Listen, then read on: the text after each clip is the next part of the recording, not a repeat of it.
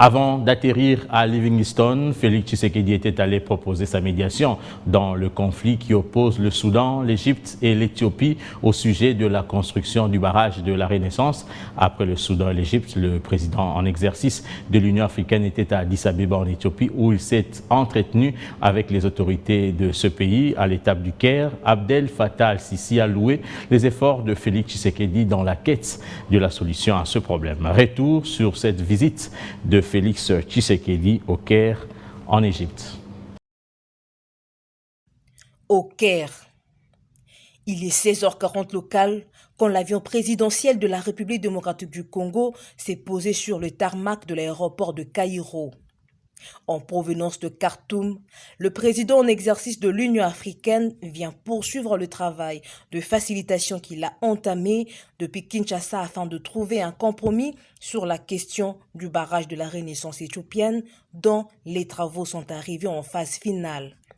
Contrairement à ses habitudes, le président de la République d'Égypte, Al-Sisi, a fait le déplacement de l'aéroport du Caire pour accueillir son hôte de marque et président de l'institution panafricaine. Pour marquer cet instant solennel, une aide d'honneur a été organisée au terminal présidentiel du Caire. Au salon d'honneur de Caïro, les deux personnalités se sont retirées pendant une vingtaine de minutes avant de se rendre au palais présidentiel Héliopolis, lieu prévu pour les pourparlers. Au hall du palais présidentiel, les deux personnalités ont posé pour la postérité avant d'entamer les échanges proprement dits.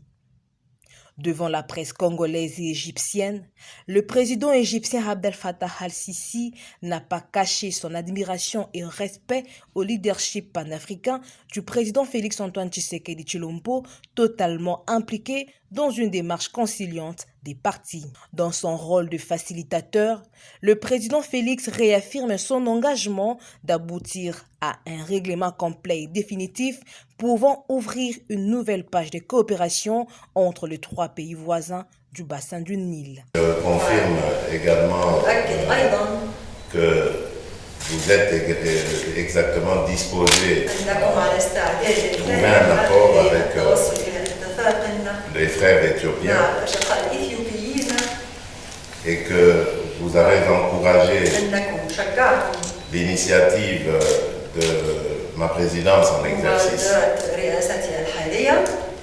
et que vous appelez de vos voeux à ce que l'Union africaine continue ses efforts, s'implique davantage pour aider à trouver une solution pacifique et un accord contraignant.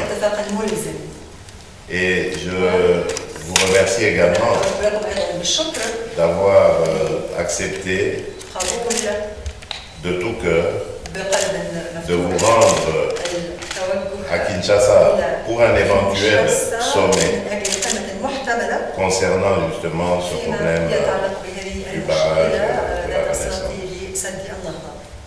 Et je me réjouis de constater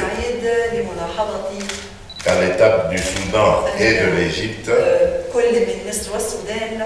il y a lieu d'être optimiste quant à une issue heureuse de la question. Maintenant, il ne reste plus qu'à me rendre à Addis Abeba en Éthiopie. Comme à Khartoum, le chef de l'État a échangé dans un premier temps en tête-à-tête avec son homologue avant d'élargir le cercle des discussions avec les ministres des Affaires étrangères et les ministres sectoriels concernés par la gestion des eaux et de l'environnement. Les discussions du Caire n'ont pas donné lieu à une communication publique car les mêmes échanges auront lieu avec les autorités éthiopiennes. En attendant une solution coulée sous forme juridique, les interlocuteurs du président de l'Union africaine s'accordent à reconnaître que le dialogue direct reste le seul moyen de parvenir à une solution idoine. Depuis la tripartite de Kinshasa, le président Félix-Antoine Tshisekedi Tshilombo n'a cessé de rappeler que le barrage de la Renaissance éthiopienne en tant que grand projet intégrateur ne doit pas être source de malheur, mais au contraire, il devrait servir de modèle dans le cadre de la zone de libre-échange continentale africaine. Juste après la séance de travail, le cortège présidentiel s'est dirigé au palais royal Kuba, l'un des différents palais égyptiens qui servent actuellement de maison d'hôtes officielle du pays pour les dignitaires en visite. Après le Caire, cap vers Addis Abeba, dernière étape de la tournée du président de l'Union africaine dans le cadre du dossier sur le barrage de la Renaissance éthiopienne.